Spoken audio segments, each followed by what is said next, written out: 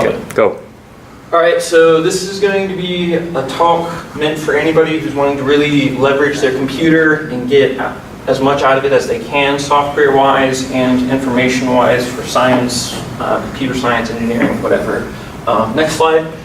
So this talk is going to cover a lot of material. That's just kind of the nature of it. I don't expect you to take away one concept. Basically, I'm going to be and then there's option A, B, C, D, etc. You'll just find the ones that you like or are interested in, and then you can go look them up. Also, the slides are on a Google Drive, and I can share the link with you if you message me on Facebook. I'm not going to cover the installation of anything because that's tedious and sometimes system specific. So if you're going to get something, they usually have good documentation about it. If you're not familiar with any of these topics, don't be worried about that. This one's a CS term. It's just a special way to go about telling a computer to do things. This is a special way to track the changes you make. This is a way to track what all you download. So think of this as kind of like a folder that you can call to while you're on your computer and be like, hey, can you install this too? And it'll do that, and it will install it in that folder. And please ask if something doesn't make sense or you want to know a little bit more about something. I'd be happy to share with you. All right, next slide. So the first thing I'm going to talk about are some overarching principles. Then we're going to go through the differences between the main operating systems, Windows, Linux, and Unix.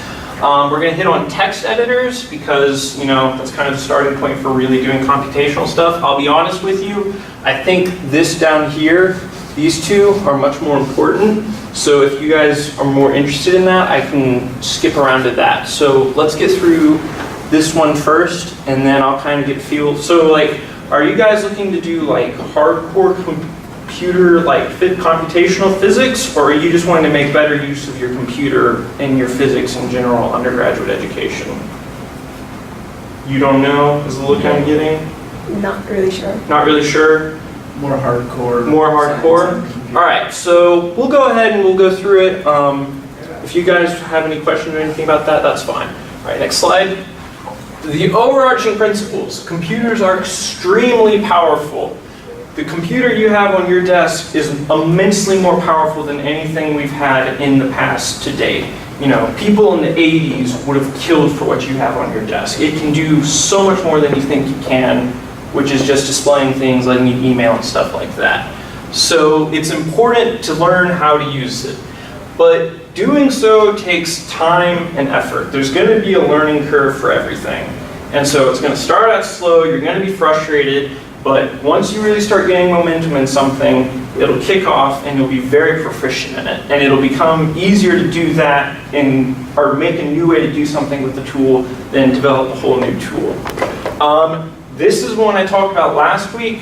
I cannot say anything beyond this is the biggest principle I've found to be true in doing computational work.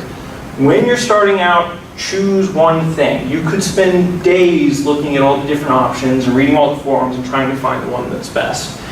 Do that just a little bit and then pick one and stick with it, because then you'll have a feel for what one can do and you'll be able to enjoy the slight differences between different programs and applications, and that's important. And so once you're really good at something, yeah, feel free to branch out, because by then you'll conceptually know what's going on, hopefully, and you'll have mastered one, and more likely than not, the tool you need is going to be really specific just for this one case sometimes. Google and Stack Overflow are love and our life. This summer I spent at the University of Illinois Urbana-Champaign at the National Center for Supercomputing Applications, and an entire portion of my application was taken care of in one Stack Overflow forum piece. I was able to install a terminal inside of the graphical interface so that you could mutate the interface at your will. If you wanted to add a button to it, you could do that on the fly. So that was pretty cool. But you got to give credit. Learn when it's appropriate to use computers, and learn when it's not going to be worth the effort. Computers can't do everything. They can just do a lot of things. And sometimes you just got to get it done, by hand or however it is that you should be doing it. Be prepared for things not to work. That's kind of how computational work goes. You You get started, you get your concept 75% of the way there, and then you asymptotically get to the 100% as time goes on. Don't get frustrated. Keep pushing. Next slide, please. All right, operating systems, or how to start a fight in a room full of STEM majors. Next slide.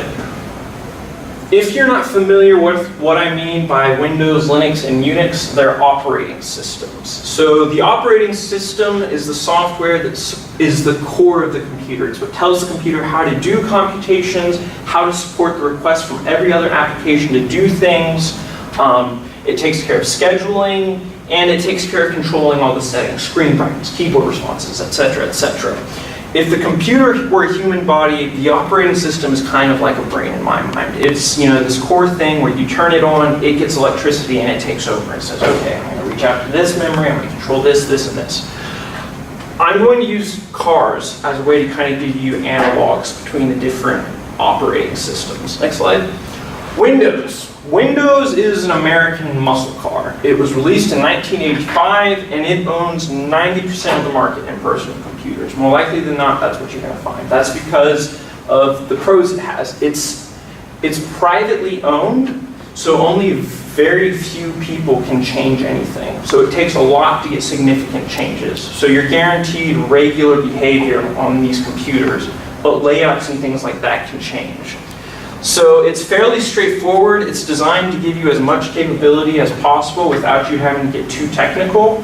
So, clicking and stuff, typing, it should be fairly straightforward. And it's got probably more documented support than anything else. You won't have to be up at 11 p.m. at night, reading some forum from 2003 where Colorado Guy 7 found this error in his code and you see it too. That won't happen because it's designed to be a closed platform. You're not supposed to do things that are outside of its capabilities. It kind of bars you off from doing that.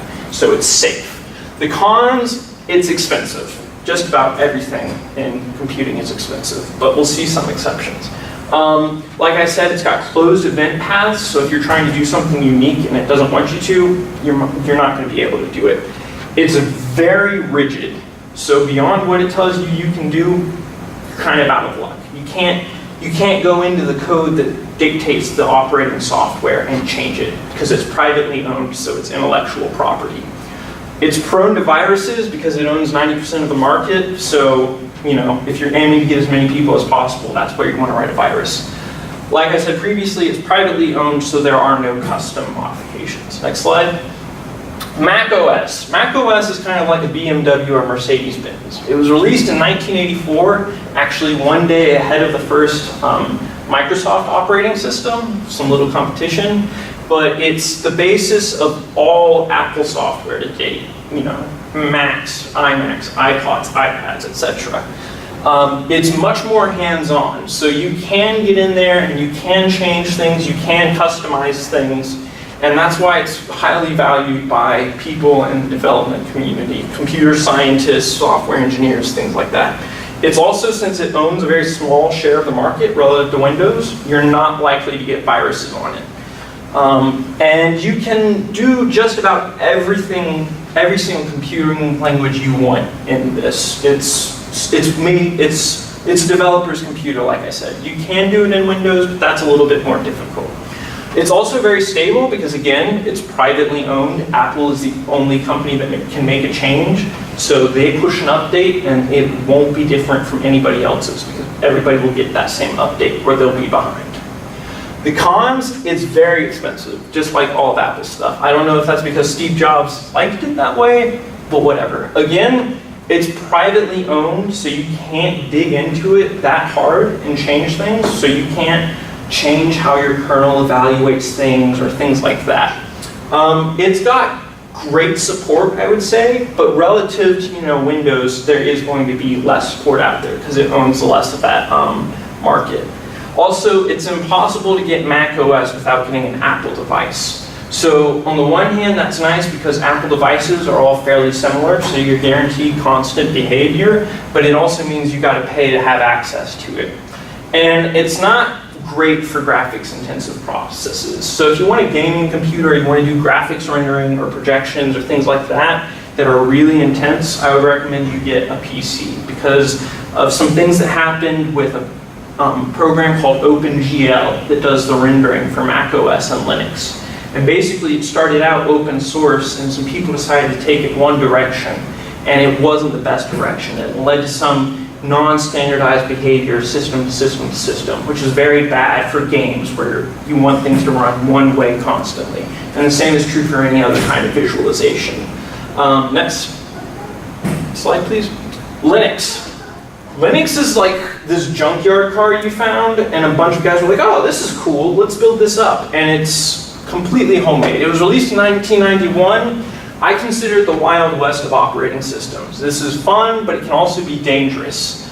It is also the #1 software you're going to find on supercomputers if you're doing computational work on that scale, because it scales nicely and it enables computers to communicate with each other fairly well. It works well on distributed systems. Pros, it is 100% free. It was made by people for people. They don't care who you are. They want you to have access to a computer and computing software, so it is free. It is completely open source, meaning if you want to completely change your linear algebra library so that Matlab and every other program we're going to talk about from here on out doesn't work, you can do that. You can shoot yourself in the foot if you want to. Just know that that's sometimes dangerous. It's constantly innovated, so there's variations of it everywhere. You know, you're not guaranteed to have one version of Linux be the same as the other. Now, there are companies that have standardized versions, Ubuntu, Penguin, Debian, for example, Gentoo, that are kind of like Mac and Windows, but they're not exactly the same. It's still at its core open source. They're not selling it necessarily for profit. Again, it's free. So, you know, if you build your own computer, you don't want to pay for Windows or macOS or anything like that, just download this. It's got the smallest amount of support because it's the newest and it's also being constantly updated. So while like core behavior is guaranteed to be the same computer to computer, it's not necessarily going to be constant. There may be things, if you get to a level of complexity in your code or in your work, where you can't get something to happen. It may be system operational. It may be operating software dependent. It's somewhat complex to the uninitiated, so if you're not a computer person or interested in becoming a computer person, I wouldn't recommend it. Stick to Mac or Windows. And like I said, it's got an unlimited number of versions, so program behavior is not going to be universally constant. Now, that's not to say that when you run code, you won't get the same numbers and things like that. That's to say that how it works computer to computer under the hood may not be the same. And it also means that they might have, you know, different customizations that make them all different. And anybody who uses Linux is an open source junkie. You know, they'll refuse to use Microsoft Word and instead use like New Word, which is absolute garbage sometimes. But because it's open source, that's good. And open source is important, but you know, keep in mind that's some of the community. Next slide. All right, so now we're going to go on to text editors. Everybody doing okay? Still interested? I'm going to preface this by saying I'm going to talk about text editors because they're going to become very important if you're doing coding. And you said you were interested in some hardcore stuff, so we're going to touch on that. For the rest of you guys, I'm going to, if you can hang in there with me, you'll get some out of this, I think. It'll help you make up your mind some on, you know, what does it mean to do hardcore computing. Then we'll go to a level of things that is much less sophisticated, much more hands-on, much more applicable day-to-day, depending on who you are. This is an XKCD program, comic, nano, real programmers use Emacs. It's funny, haha. Next slide, please. All right, so text editors. There are so many, it's ridiculous, it's absurd. It's the first instance where I really want you to take away the concept that you need to master one before, you know, going through all of them, because you'll waste your time and you won't get anything done. The things that you need absolutely in a text editor are ease of use. You want it to be pretty straightforward and you want it to make sense. You want to have some customizability so that you can specialize things. You know, maybe you have a function that you want to do constantly in a folder. These you can do that with, some you can't. You want syntax highlighting. The intent of these is that you're going to be writing code and you're going to be writing a lot of code. You want your code to be visually and the way it's laid out and the way it's colored to make sense so that it's easier for your mind to process.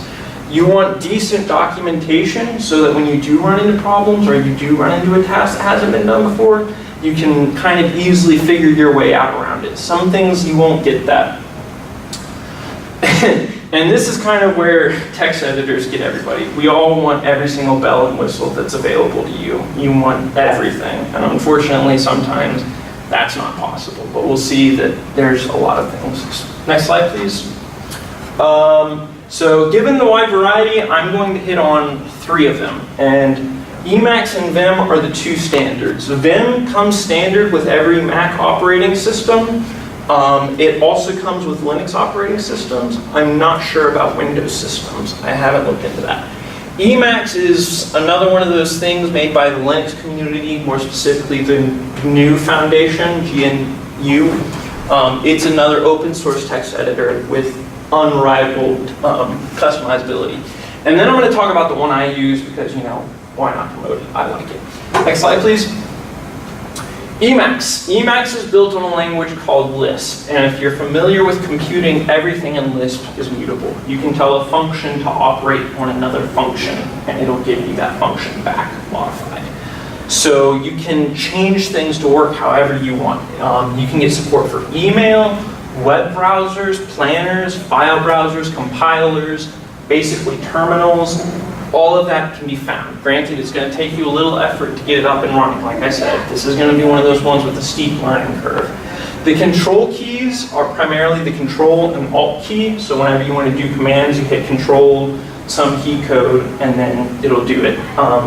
So be prepared to reach down to the bottom of your keyboard a lot. If you don't like that, the one I'm going to mention at the end is really good for that. It does have a wide web of support. Stack Overflow and Google are full of things on Emacs because so many developers use it. And also, Emacs gives users the ability to custom define commands. So, if I wanted to write my own email program, I can do that and then I can slide it into Emacs. It's designed to have this modularity where you put this, new thing you made in a folder and it'll just load it up and plug it in, which is nice. They can also download what are called macros of other users. And macro files are where other users have, written out their own key commands and their own custom things. And this is a point of pride for a lot of people that have been in computing a really long time, because usually it's really extensive and it speeds up their workflow a lot. And it has all the things you really want, honestly. Next slide, please. Vim. Vim is the primary competitor to Emacs when it comes to big name text editors. But again, don't think that that's important. I'm just talking about these 2 because they're big. Find one, master it, then find one you like. It's built on the C language, so that means it's very quick. It's standard on most Unix systems, which is to mean Mac and Linux operating systems. The keys that you're going to use to input commands to this environment are going to be J, K, L, and I. So if you know how to type relatively quickly, you're not constantly reaching down, which can be nice, and it speeds things up. It's got a lot of support. It's got the ability to get your own macros again, similar to Emacs, not in the same language, but similar behavior, and it's got all the things you really want. Next slide, please. Spacemacs. Okay, this is the one I use. I'm going to share with you because it's what I like. It's an extremely modified version of Emacs, and you can either choose to use Emacs key bindings or Vim key bindings. So you get the behavior and modularity of Emacs with the ease of input of Vim, and I like that. It speeds things up for me.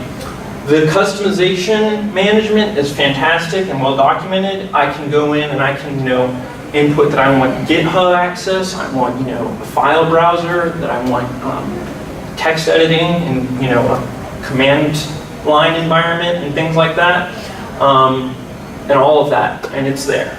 All you have to do is go into this one file. They give you a key command at the beginning to go into it, and you can change it, and it'll be there the next time you load it up. 25% of why I use it is it's purple and gray.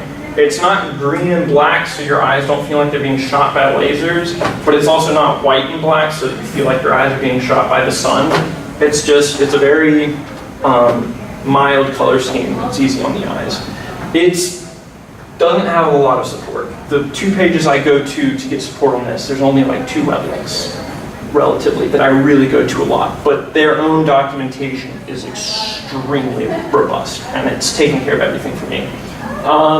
It's got everything you want. It's got easy access to the bells and whistles. Again, don't choose it just because I use it. Choose something you want, you think you want, and go with it. Next slide. Terminals, or how to further customize the hell out of an already functioning product. This is the command line. When you're in the movie, when you're watching a movie and you see the hacker guy and he's typing all these things in, this is the environment he does it in. Next slide. Okay. So once you have tasks that are unique or complex, that existing programs can't do it, the terminal, text editor, and Google are pretty much all you're going to have. So the terminal really lets you take the reins with your computer and tell it, I want to go this way, I want to go that way. Instead of creating files by left-clicking new file, you type in make directory, and it'll make that directory, or it'll make that file if you say touch in Emacs systems. So there are customized terminals out there. Some of them will display pictures, one will already have Python loaded, that's IPython, the IPython console, QT console, and things like that. So like I said, they're there. I'm not going to spend much time on it because I don't think that's nearly as important as the rest of the things we're going to talk about. So know it's there. When I send you, I'll put the link to this talk on the page of it, and you can click there to see them. I don't use this personalized terminal. I do know people that do. Again, I encountered a few this summer. Like I said like 4 times now, it's more important to master using one terminal, or the one that you have on your computer, than it is getting yourself a customized one. And the ones you're going to encounter on your computer already have just about everything you're going to need to do. So that's fine. Next, please. Programming languages. The beginning of true enlightenment. If you're not interested in very customized problem solving, hang in there with me. I'm sorry, I'm going to lose you for a little bit. We'll get more interesting. We're going to see a lot of pretty pictures, a lot of pretty graphs, and things like that. This is for the person that, they have an idea and nobody's done it before, and you've got to do it. And it also really empowers you because you can write whatever you want. If you want to make a video game, this will give you the ability to do it. So I'm going to go through a few different languages. I'm going to talk about the pros and cons. Next slide, I believe I give a standard format. Prior to this point, we've been discussing the tools you can use to manipulate what the computer already has. This is for you to make your own tools. So this is not reaching into the toolbox. This is going, into the mine, getting some metal, and then carving it out into whatever tool you want it to be. And that's very powerful, but it takes effort and time. And these really give you a chance to make a name for yourself. Internet Explorer started out as an undergraduate project. Some guys were just like, internet's interesting, let's see if we can get on board with this. And now it's worth millions. So, if you get a good idea in this, you can hop on and you can become, the next Zuckerberg or, Steve Jobs or anything. You should only make a program when there is nothing else out there that can do it for you or that doesn't meet the parameters that you have to meet. Because it's time intensive and it takes effort. You can get good at it, yes, but check first to make sure that there's nothing out there or you don't like what's out there for justifiable reasoning. You can do so many cool things with programming. I think it's a very powerful thing. I'd love to see it become a part of general education. I think it's worth that. And I don't think it's that difficult conceptually. Then again, I could just be full of myself. So a little bit of humor there. Next slide, please. All right, so this is the template. I'm going to talk about the complexity of the language. I'm going to talk about its utility, what it's good at, what it's not good at. The speed, and this is important in high-powered computing. On supercomputers, you want the fastest you can because you don't want to waste the time on the computer. Specialty and notes. I've also got a few physics professors who are using it at Tech that I know of. This isn't the entire department. These are just a few people that I've talked to before that I know make use of these languages. Next slide. Matlab. My frustration. It is the least complex language and environment I have encountered. It's extremely straightforward. If you're an engineer or science student, you have to take this class because it's basically, in high school you guys had, one of those TI 83 or 84 calculators, right? This is basically like the TI 120. basically. It's very powerful to some people. I don't think it's that great. Utility, it's good at like two things in my opinion, and they've got the ability to incorporate custom-made things from like programming language and other programming languages. That in my mind is a declaration of you're not doing something well enough and just kind of making a cop-out for it, personally. It's not the fastest in everything. Does it support object-oriented programming? Yeah, but why would you be doing that in Matlab? That's really not what this program is. You shouldn't be writing big, huge programs in Matlab. That's because it's built on a bunch of other languages and it has to call them constantly and make sure they interact together. So, you'll do something that should work logically, but it won't because of how the underlying code is written. The specialties is one of the really good programs for linear algebra. So, if you've got linear systems, ordinary differential equations, things like that, it's really good at it. And it also means it's really good at image analysis because images are basically a big matrix of values. And so since it's already good at linear algebra, it's really good at manipulating those. In my opinion, if you're competent in anything else beside Matlab and it's not linear algebra or image analysis, use that instead. That's my personal take on this. It's also got a fairly good plotting library, but we'll see some other things that are much more capable, in my opinion. Again, I got in an argument with somebody earlier this week about this, so take what I say with a grain of salt. Physics professors I know that are using it at Tech. Dr. Michael Schatz on the 3rd floor works in experimental fluid dynamics. So he basically tracks phase points in these fluids as they evolve. And he uses Matlab to do the image analysis afterward, and also some simulations. I have heard from a student that graduated a few years ago that Shoemaker had him do his work in Matlab, so she liked it from there. I've talked to her personally though, and the two languages she says she knows best did not include Matlab. Next slide, please. Python, one of my favorites. That's not much more complex than Matlab. It really isn't, in my opinion. It's very straightforward. It's got so much utility. If you go out there and you look up for something written in Python, you'll be able to find PyDisney, the Disney, but written in Python, basically. They have just about everything, because so many people use it. It's pretty good for speed. It's built on a faster language, so it's pretty good, but it's also not like very low level, so it's not the fastest. It does have object-oriented programming. Python specializes in big data analysis. So, if you're a physicist and you're simulating the universe and you've got a petabyte of data, how do we go through that? How do we parse that?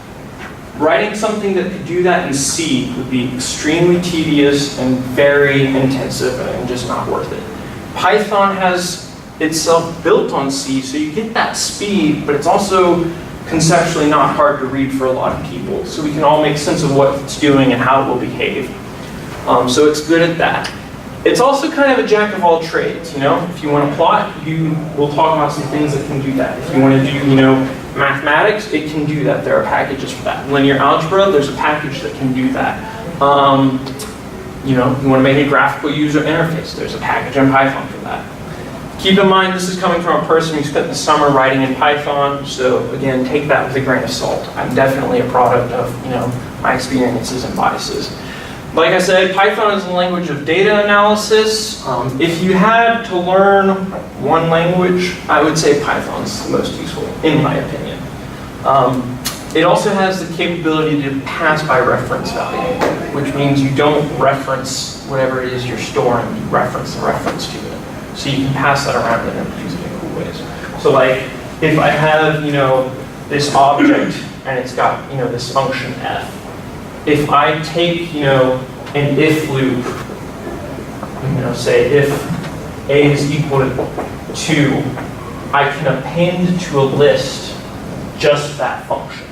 And it won't execute it, it'll just have a reference to it. So if I don't need a reference to the object, just the function, it'll be in there, and then I can call on it later, and I can execute it. So, everything's grabbable, and you don't have to worry about, keeping track of objects all the time necessarily.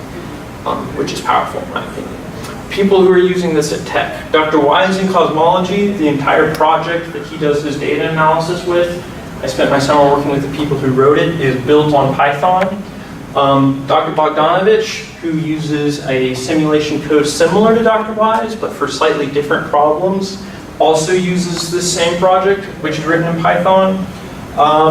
I know some people that have done work for Flavio that have written in Python, but that was their personal preference, so that's okay. I wrote in Valentine because if any of you know who Zane Wolf was, she worked for him, and she did work exclusively in Python. Next slide. Fortran. It's so old it doesn't even have a logo. And I couldn't find much on the complexity about there, but it's ancient. So be prepared, have to do a lot of work. It is the fastest language out there, without a doubt, the fastest. If you've got something that's super, super intensive and you want to do it fast, you want to do it in Fortran. You'll find code bases that are, written 2 years ago, but at their core they're built on a function written in Fortran, because Fortran can do it faster than anything else. Specialties are high performance computing and numerical models. If you want to do a differential equation approximation and you don't want to mess around and waste time, you want to do it in Fortran. If you want to go fast, use Fortran. Dr. Wise's code and Dr. Bogdanovich's code, which is called the ENSO project, has some references to Fortran that are used in the solving of gravity because it's really fast, and it also has the ability to do what are called Fourier transforms very quickly. Next slide. Java. Are you two getting disinterested? I'm sorry if you are. I'm taking notes. Wow, even better. I'm sorry for thinking otherwise. Forgive me. Java. Java's not very complex. It's a level above Python and Matlab. It's your first real programming language, your programmer's language. So, people in the CS department aren't all going to know Java. It's what they learn to get started with. It is one of the best examples of object-oriented programming, which makes it really nice. Its specialty is, just computer science in general. The entire Android cell phone business is built writing in Java. So if you want to go into that market or you want to be a developer, this is going to be one of the ones you're going to have on your tool belt.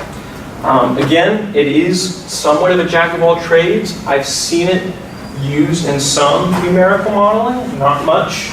I've seen it, like I said, it's very common in computer science, game development. Minecraft is built on Java, if you've ever played Minecraft. So like I said, some of it is used in high-power computing. If you're going to be in computer science, it's great to know. If you were, just for whatever reason, going to refuse to learn Python, go ahead and learn Java. It's robust. It's relatively quick. It's faster than Python, in my opinion, because it's compiled. So you tell it to do, you code out your instructions, and then you hand it off to this compiler that basically puts it in the lowest level language of the computer. So it doesn't have to spend any time reading the words, it just does it. So if you were reading a book on how to dance, basically Java takes it, smooshes it, and shoves it down your throat, and you just start dancing fantastically. Flavio Finton on the second floor is a big fan of Java. Beware, some of his Java files I have heard are incredibly dense and very hard to read because of some poor coding practices. Next slide. Next slide. Am I already at the end? Yeah, I am. All right, so like I said earlier, I did not complete this talk. My apologies for that. Thank you. So having covered programming languages, Doug, I would recommend you go look at the C and C++. Those are the other two. Also for you, I want to recommend this book called Numerical Recipes in C. So basically, this is the Bible of scientific computing. It's got methods for finding eigenvectors, solving linear systems, solving PDEs, solving ODEs, algebra, integration, differentiation, series approximation. It's all in there. It is available online here. It's got several flavors. One is in C, one is in Fortran. They do have one in C++. To give you a feel for what all it can do, we've got linear algebra, interpolation of functions, integration of functions, evaluation of functions, special functions, random numbers, sorting and selection, root finding, minimization, maximization, eigensystems, Fourier transforms, statistics, modeling, ODEs, PDEs, geometry, etc. That's powerful. So if you want to learn how to do some of those lower level code things, I'd recommend you learn that. All right, now we're going to hit on this. Do you know what language Dr. Ignacio something? Tabuada? Yes. No, but I'd be happy to ask him and get back to you. I do know his works on our computers here, and he works with muon detectors, so I know what he does. I don't know what languages he uses. Okay. So, I'm sorry. I wish I had more. All right, so now we're going to talk about something called computer algebra systems. Basically, these are what you want to use when, you don't feel like really doing your Calculus 3 homework and you want a computer to do it for you, because these can do that.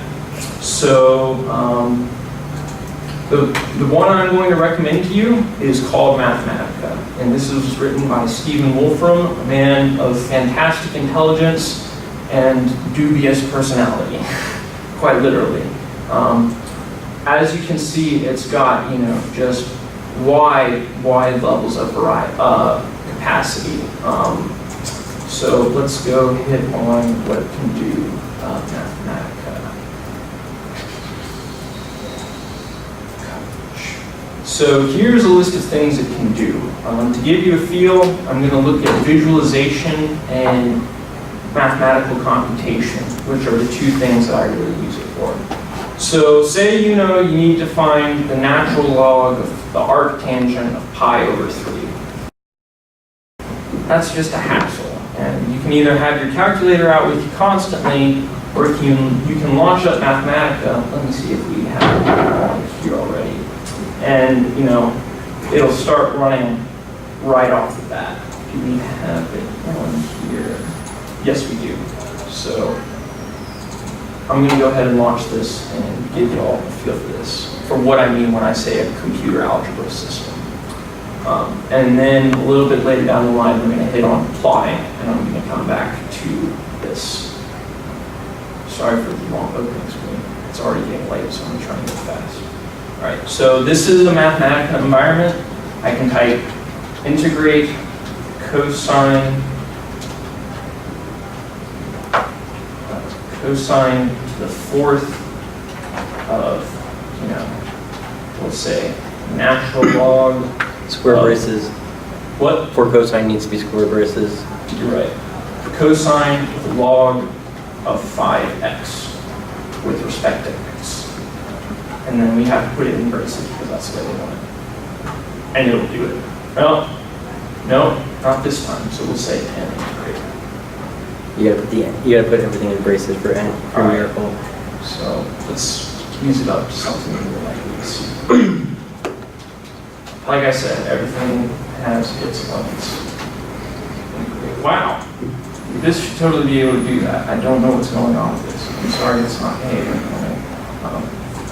That's the way it is. But it also does symbolic, so if you have a plus b to the third, it'll keep track of that and you can store it. We'll take a look at the plotting 3D right now to give you a feel for another thing it's really good at. This is a very, that's why it's an old version. So you'll see it can do plotting very well. It can do 2D plots, it can do contour plots and density plots. So if you're interested in looking at the field for a vector field or a differential equation, you can plot that very nicely, in my opinion. So basically the idea of these is that you have mathematics that you know conceptually how to do, but they're very labor intensive. And it's not beneficial to you to go through and do that mathematics. So you just put it into Mathematica.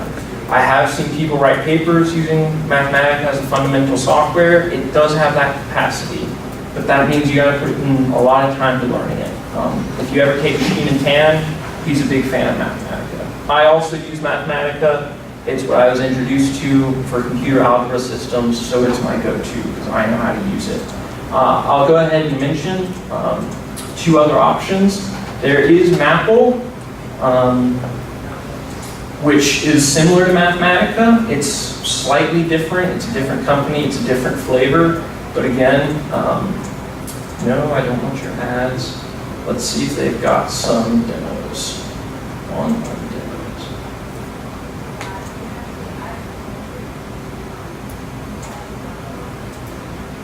So you'll see here, differential equations, for example. Again, I just need images.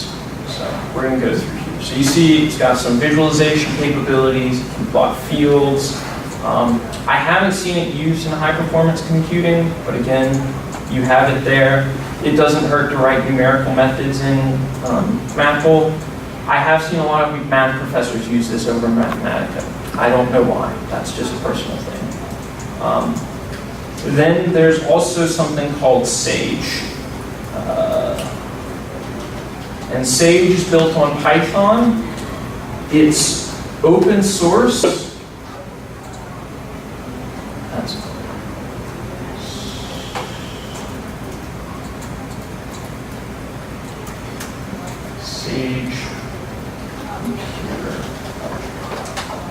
Sage Math.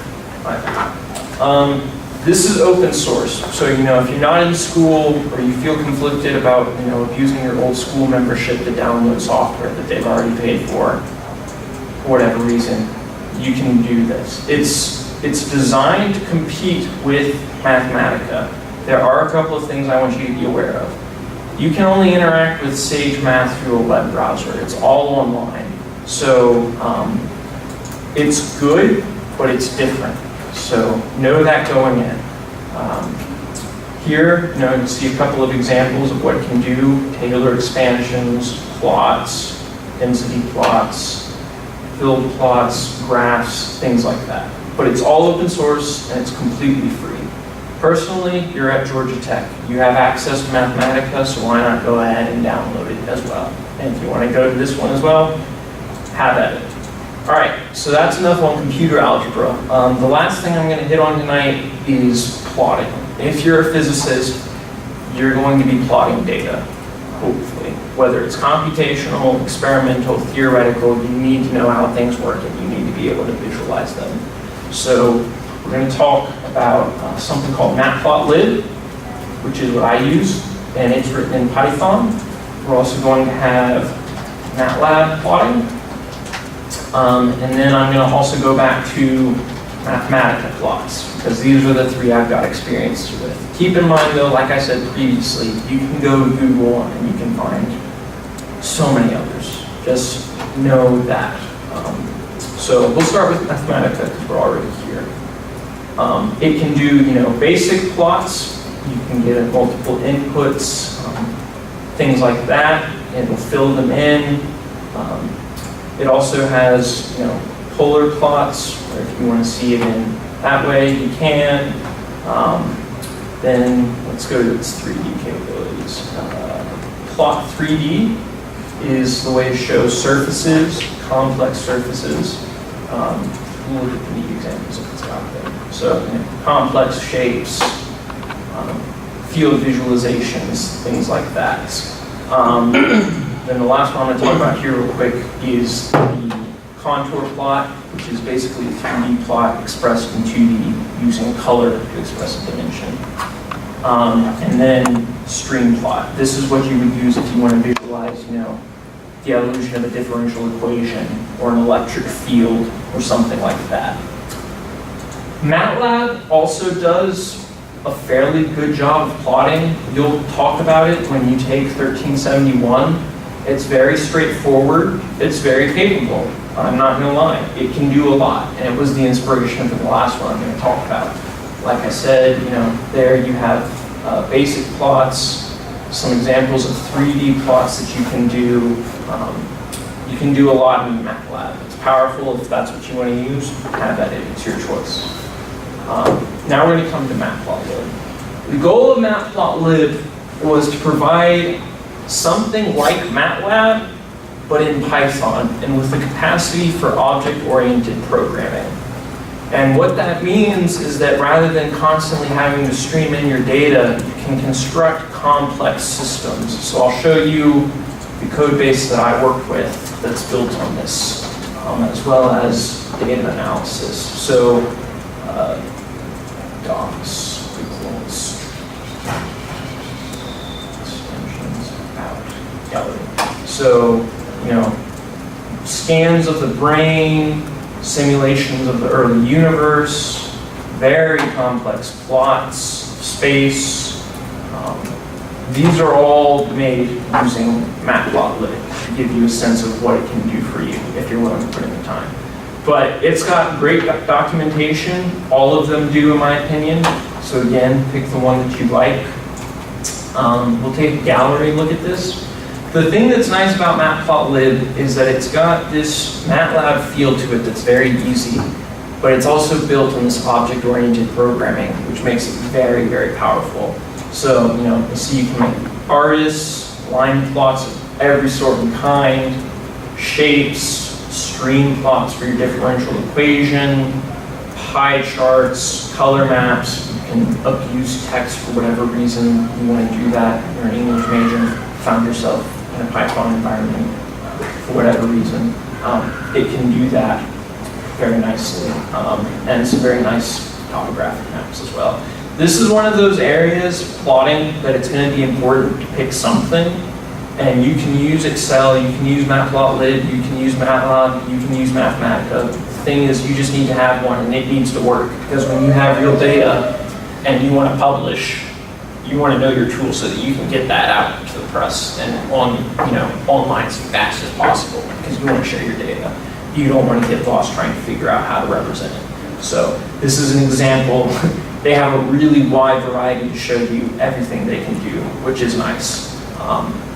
So those are the big things that I wanted to hit on, and I feel like I've done that. If you guys want me to keep going, it is only 6:50, so I can scrounge something up. If there's something in particular you want to know about, we can talk about it.